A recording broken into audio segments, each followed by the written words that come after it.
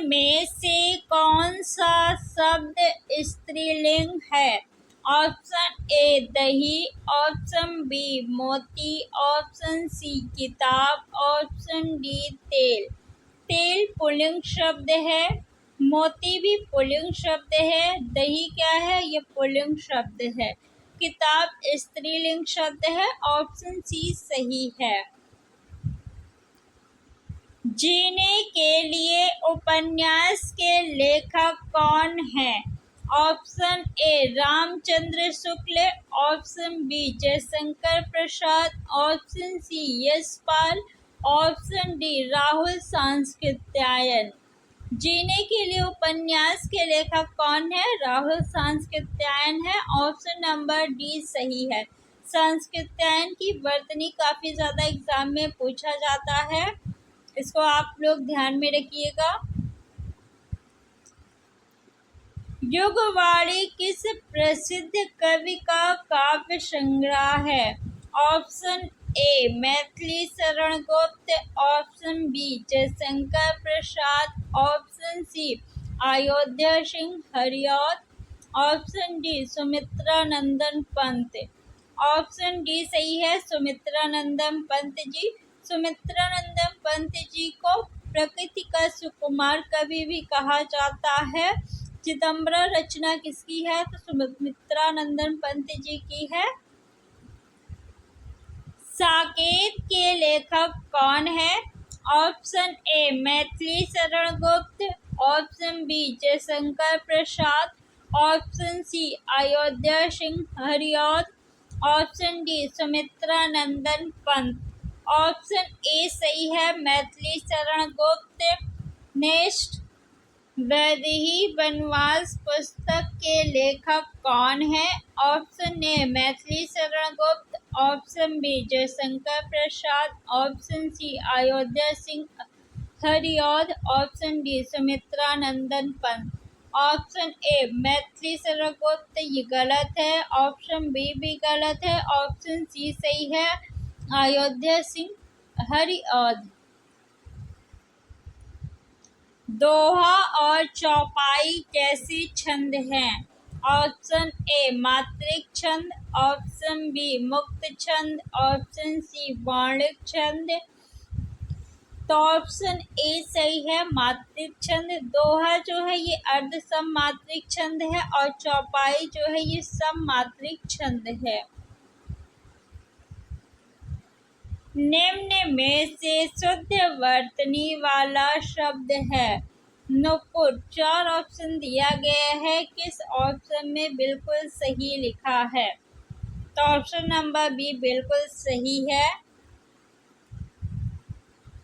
जिस पर आक्रमण न किया गया हो के लिए एक शब्द होगा। ऑप्शन ए निरापद, ऑप्शन बी अजेय, ऑप्शन सी स्वतंत्र, ऑप्शन डी अनाक्रांत। जिस पर आक्रमण न किया गया हो उसे अनाक्रांत कहते हैं। ऑप्शन डी सही है। विस्तीर्ण का विलोम शब्द होगा।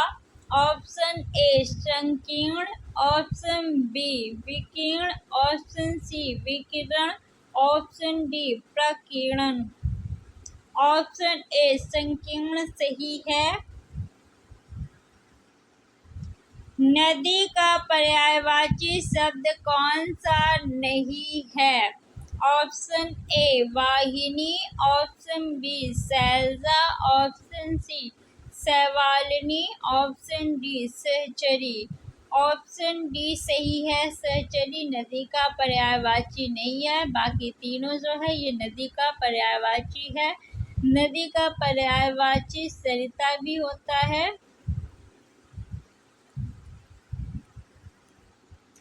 जिस समास का पहला पद विशेषण तथा दूसरा पद विशेष होता है कौन सा समास कहलाता है? ऑप्शन ए अव्ययीभाव समास, ऑप्शन बी द्वंद्व समास, ऑप्शन सी कर्मधारय समास, ऑप्शन डी तत्पुरुष समास। तत्पुरुष समास में कारक चिन्ह का लोप होता है, तो ये नहीं होगा उत्तर।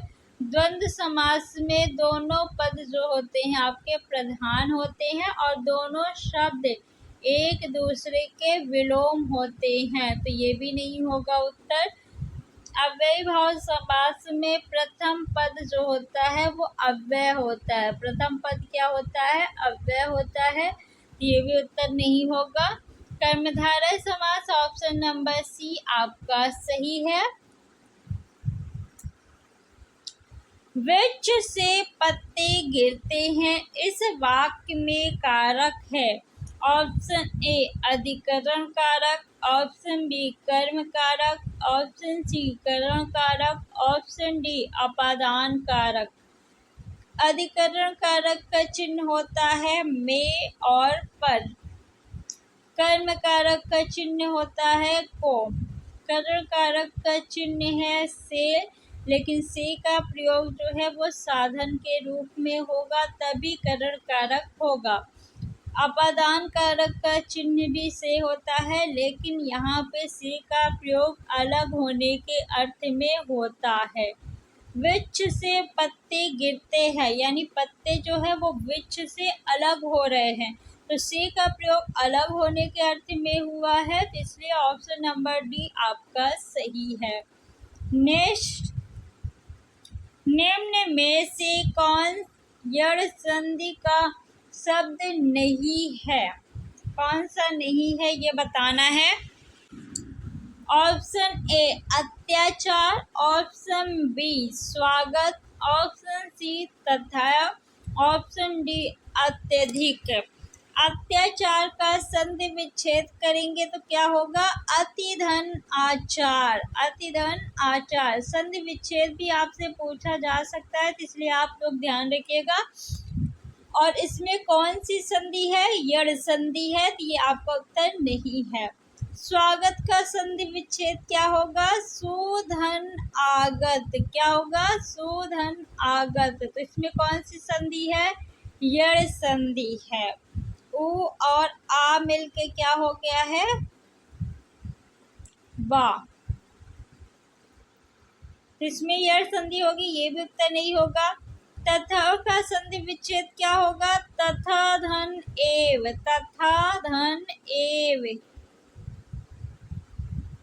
इसमें कौन सी संधि है? इसमें वृद्धि स्वर संधि है। अत्यधिक का संधि विच्छेद क्या होगा? अति धन अधिक। और इसमें कौन सी संधि है? तो यड़ संधि है। ऑप्शन सी सही है। किस वाक्य में क्रिया भूतकाल में नहीं है? ऑप्शन ए वह पढ़ रहा था, ऑप्शन बी उसने पढ़ाई पूरी कर ली, ऑप्शन सी वह पढ़ने वाला है, ऑप्शन डी उसने पढ़ाई की थी। भूतकाल की पहचान क्या है? वाक्य के अंत में था, ही, थे, ई आएगा या ई या आ, ये पहचान है भूतकाल की। तो यहाँ पे देखिए था है, यहाँ पे ई है और यहाँ पे भी थी है, तो ये भूतकाल के वाक्य हो गए।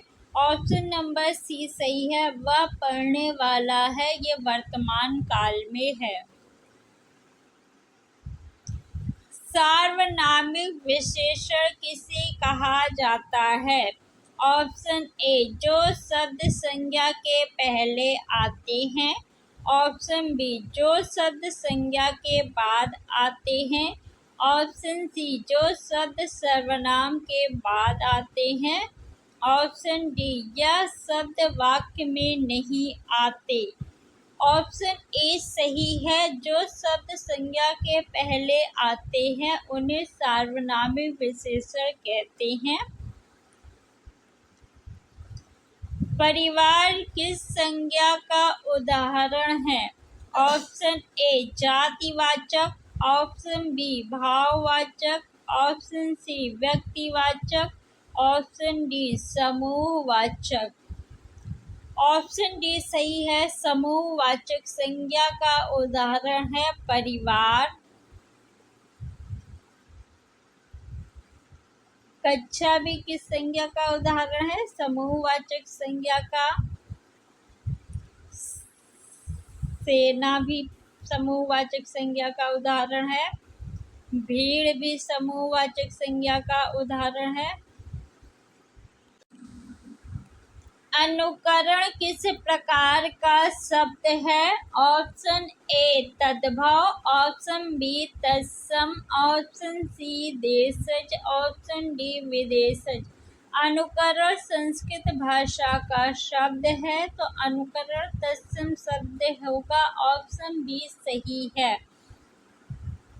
योग ऋण शब्द किसे कहा जाता है? ऑप्शन ए सामान्य अर्थ रखते हैं, ऑप्शन बी सार्थक खंड नहीं होते, ऑप्शन सी सामान्य अर्थ को छोड़ विशेष अर्थ देते हैं, ऑप्शन डी निरर्थक शब्द होते हैं।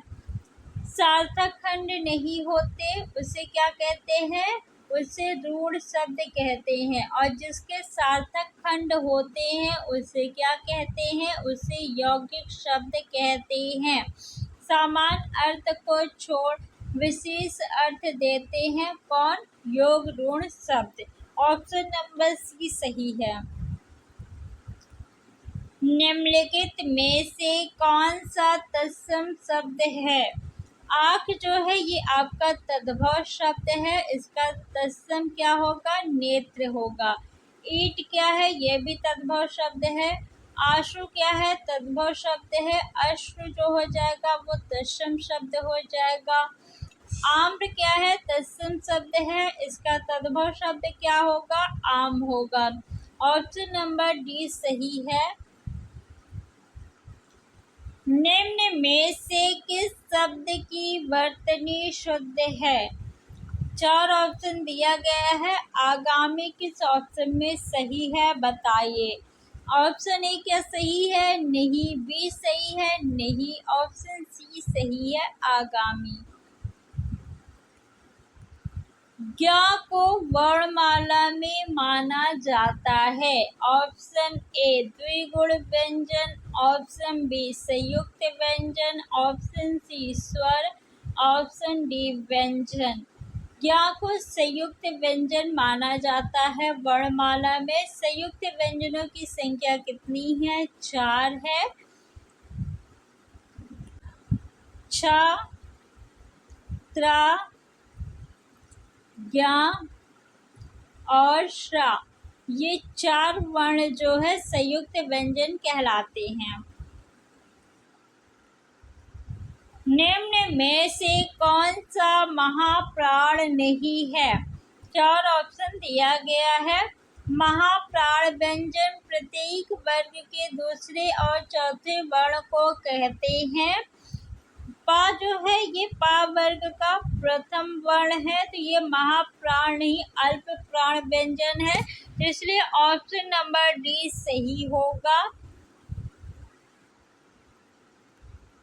निम्न में से ऊष्म वर्ण कौन सा है? ता जो है ये आपका दंत वर्ण है। फा जो है ओष्ठ वर्ण है। र जो है ये अंतस्थ व्यंजन है। हा ऊष्म वर्ण है। ऑप्शन नंबर डी सही है। किन वर्णों को अर्धस्वर कहा जाता है? या, वा, इन्हें क्या कहते हैं? अर्धस्वर कहते हैं। ऑप्शन नंबर बी सही है। किन वर्णों को अंतस्थ व्यंजन कहा जाता है? 4 ऑप्शन दिया गया है।